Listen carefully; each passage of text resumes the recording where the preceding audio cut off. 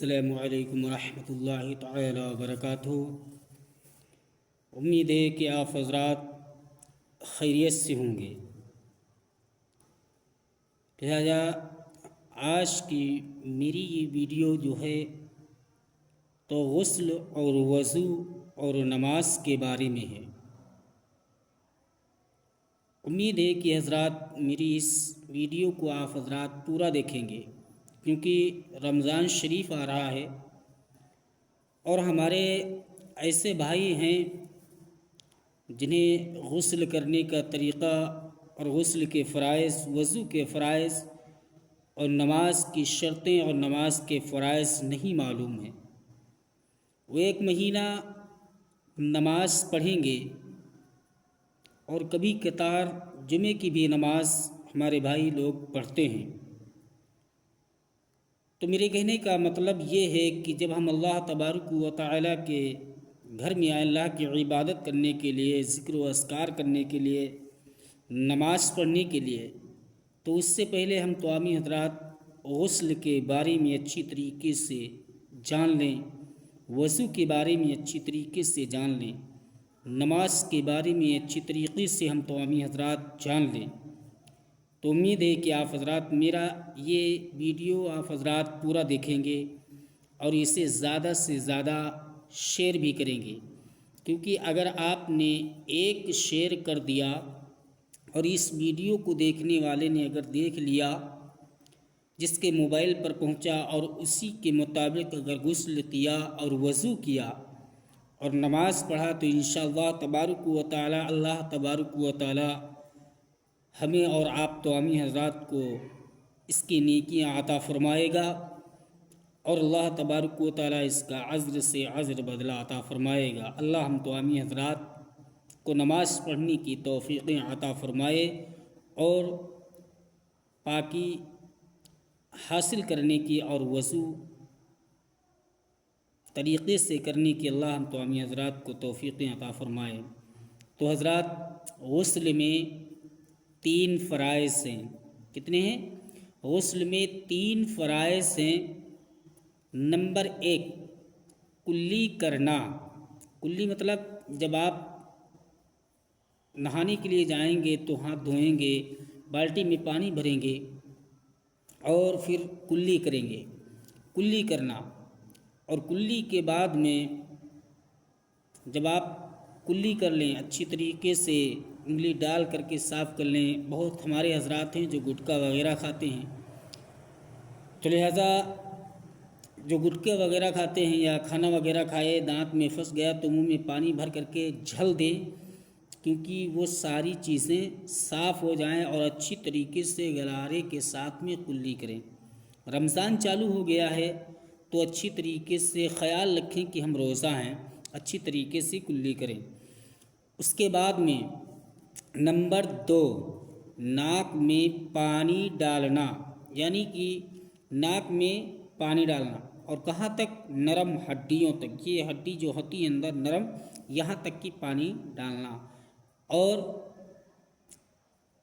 چھوٹی انگلی سے ناک کو صاف کرنا، یعنی ناک کے اندر جو چیزیں لگی رہتی ہیں انہیں اچھی طریقے سے صاف کر لینا، اور بعد میں ناک چھنک دینا اچھی طریقے سے 3 مرتبہ ناک میں پانی ڈالنا۔ نمبر 3 پورے بدن پر پانی بہانا۔ پورے بدن پر مطلب سر سے لے کر پیر تک پانی بہانا، سر سے لے کر پیر تک پانی بہانا۔ یہ ہو گئے غسل کے فرائض۔ اور جب آپ حضرات غسل کر سکیں اس کے بعد میں نماز کے جیسا وضو کریں گے۔ وضو میں 4 فرائض ہیں۔ کتنے ہیں؟ وضو میں 4 فرائض ہیں۔ وضو میں 4 فرائض ہیں۔ نمبر 1 چہرہ دھلنا۔ نمبر 1 چہرہ دھلنا، یعنی کہ بال نکلنے کی جگہ سے داڑھی کے نیچے تک، ایک کان کی لو سے دوسرے کان کی لو تک، یہ ہو گیا آپ کا پورا چہرہ، یعنی کہ پورا چہرہ دھلنا۔ اور نمبر 2 دونوں ہاتھ کہنیوں سمیت دھونا۔ دونوں ہاتھ مطلب یہ دونوں ہاتھ جیسے کہنیوں سمیت دھونا. بہت سے ہمارے حضرات لوگ ہیں تو ہاتھوں کو دھلتے ہیں، پانی ڈالتے ہیں، ایسے ایسے کر لیتے ہیں. تو لہٰذا خیال رکھیں کہ ہاتھ یہاں تک دھلنا چاہیے، یہاں تک، کیونکہ جب آپ اس طریقے سے کرتے ہیں تو آپ ہاتھ دھل لیتے ہیں، پھر ایسے جب کرتے ہیں تو وہ خال جو ہے تو یہاں پہ آ جاتی ہے، سوکھا ہوا رہ جاتا ہے. تو یہاں تک دونوں ہاتھ کہنیوں سمیت 3 مرتبہ دھلنا. نمبر 3، چوتھائی سر کا مسح کرنا. چوتھائی سر کا مطلب جانتے ہیں کہ آپ جب دونوں ہاتھ کہنیوں سمیت دھو سکیں اس کے بعد میں چوتھائی سر کا مسح کریں. چوتھائی سر کا بہت سے ہمارے حضرات لوگ ہوتے ہیں تو ایسے کرتے ہیں، اس طریقے سے مسح کر لیتے ہیں، ہو گیا. تو حضرات ایسے مسح نہیں ہوتا ہے، کیونکہ یہ فرائضوں میں سے ہے، یہ وضو کا تیسرا فرائض ہے. اور فرائض کا مطلب یہ ہوتا ہے کہ اگر بال کے برابر کہیں پر سوکھا رہ گیا تو آپ کا وضو ناقص یعنی ادھورا ہوگا، وضو مکمل نہیں ہوگا.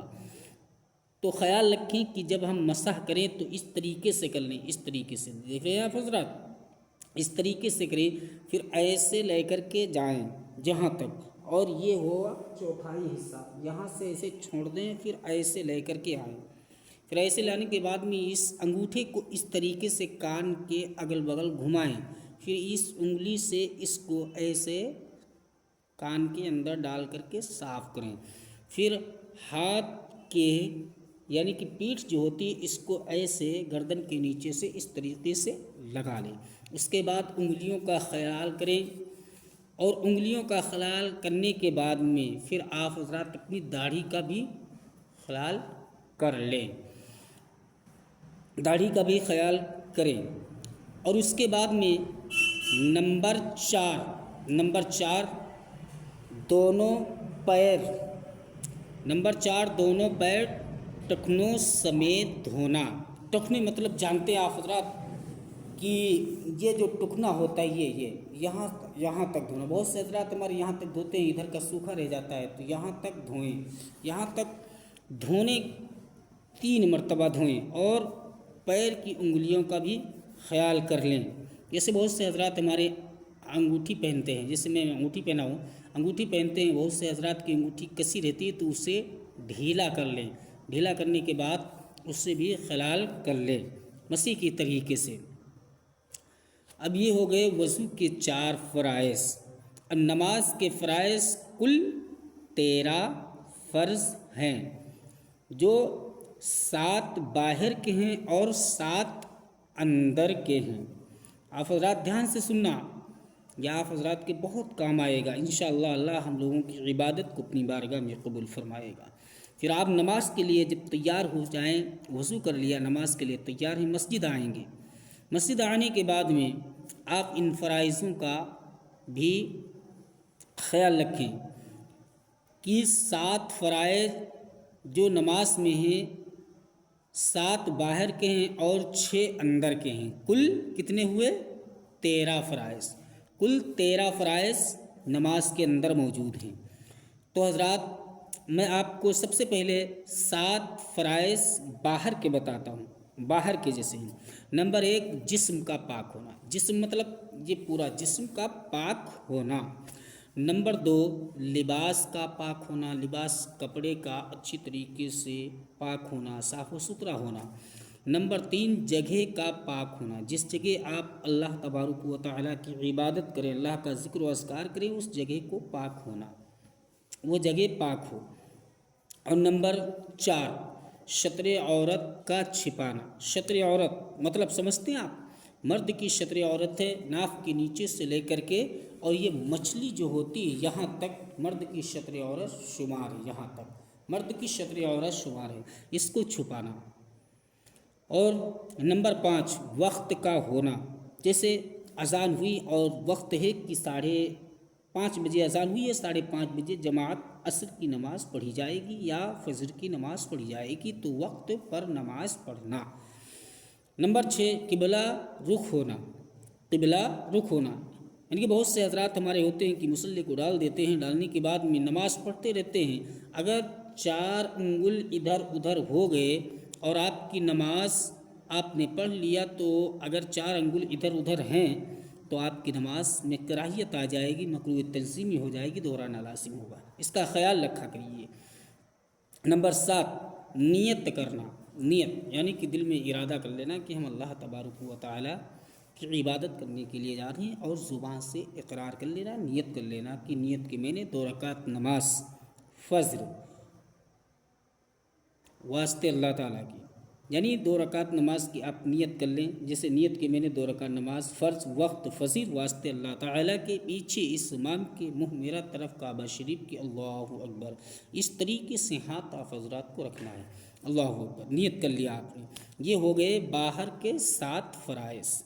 اب نماز کے اندر 6 فرائض جو ہیں میں ان کو بتا رہا ہوں، آپ حضرات دھیان سے سننا۔ نمبر 1، تکبیر تحریمہ کہنا، یعنی تکبیر تحریمہ مطلب اللہ اکبر، سمی اللہ لمن حمیدہ، ربنا لک الحمد، اللہ اکبر، یہ ہوا تکبیر تحریمہ۔ اور نمبر 2، قیام کرنا۔ قیام کا مطلب ہوتا ہے کھڑے ہونا، ادب و احترام کے ساتھ میں کھڑے ہو جانا۔ تکبیر تحریمہ ہو، اس کے بعد میں کھڑے ہو جانا۔ اور نمبر 3، قرات کرنا، یہ نماز کے اندر کے فرائض ہیں۔ قرات کرنا یعنی الحمد شریف پڑھنا، اس کے بعد میں کوئی بھی سورت، سورہ کہف اور سورہ کوثر اور قل هو اللہ شریف یا قل یا ایھا الکافرون، کوئی بھی آیت آپ پڑھ سکتے ہیں حضرات۔ نمبر 4، رکوع کرنا اچھی طریقے سے۔ بہت سے حضرات ہمارے رکوع کرتے ہیں، کیونکہ انشاءاللہ میں آپ کو نماز پڑھ کر کے پورا طریقہ بتاؤں گا، اس سے پہلے آپ نماز کے فرائض پر عمل کیجیے اور اسے سنیے۔ نمبر 6، رکوع کرنا۔ نمبر 5، دونوں سجدے کرنا، یعنی کہ بہت سے حضرات عربری میں پڑھتے ہیں تو ایک سجدہ کیا اور اٹھے پڑھتے فک کر لیا، تو اس کا طریقہ کیا ہے اس سے میں آپ کو بعد میں بتاؤں گا، پہلے آپ فرائض کو سمجھیے۔ نمبر 5، دونوں سجدے کرنا۔ نمبر 6، قائد اخیرے میں بیٹھنا، قائد اخیرے التحیات پڑھنا، اچھی طریقے سے التحیات پڑھنا، درود ابراہیمی پڑھنا، اس کے بعد دعا پڑھنا، پھر سلام پھیر دینا۔ حضرات ان باتوں پر عمل کریں، اللہ تبارک و تعالی ان باتوں پر عمل کرنے کی ہم تمامی حضرات کو توفیق عطا فرمائے۔ حضرات امید ہے کہ آپ حضرات میرا پورا ویڈیو دیکھے ہوں گے۔ اللہ کی بارگاہ میں دعا ہے کہ اللہ العالمین ان باتوں پر ہمیں اور آپ تمامی حضرات کو عمل کرنے کی توفیق عطا فرمائے، اور اللہ تبارک و تعالی ہم لوگوں کی بخشش فرمائے، اور رمضان شریف میں نماز پڑھنے کی اور عبادت کرنے کی اللہ ہم تمامی حضرات کو توفیق عطا فرمائے، اور ہم نے یہ جو کچھ فرائض بتائے ہیں ان پر عمل کریں، اور سب اللہ کی جانب ہے۔ اللہ تعالی غفور الرحیم ہے، رحم کرنے والا ہے، قبول کرنے والا ہے۔ اللہ عالم الغیب ہے، ان اللہ علی کل شیء قدیر، ہر چیز پر ہر شے پر قادر ہے۔ حضرات اسے زیادہ سے زیادہ شیئر کریں، اور زیادہ سے زیادہ شیئر کریں اور لوگوں تک پہنچائیں، تاکہ لوگ اسے سنیں اور ان پر عمل کریں۔ السلام علیکم۔